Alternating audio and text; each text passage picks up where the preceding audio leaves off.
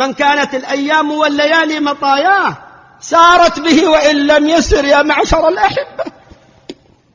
الأعمار هي أيام وليالي، إنا لنفرح بالأيام نقطعها، وكل يوم مضى يدني من الأجل، فالأيام مراحل تطوى.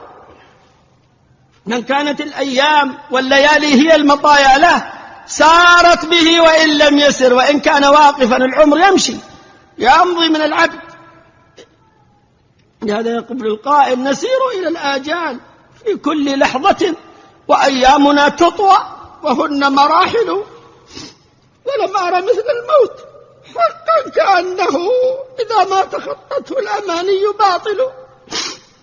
من لم يمت اليوم يغتر بالبقاء في الدنيا، يغره أن أماله الله جل وعلا. وما أقبح التفريط في زمن الصبا، فكيف به والشيب للرأس شاعل. إذا اشتعل الشيب ما بقي شيء من العمر. وجاءكم النذير أولم نعمركم ما يتذكر فيه من تذكر. وجاءكم النذير، والنذير فسر بأنه الشيب. ترحل من الدنيا بزاد من التقى، فعمرك أيام وهن قلائل. ماذا يجب الإنسان؟ ما يجد شيء، كله سيغادره، سيلف في لفافة من قماش في بتر من الأرض.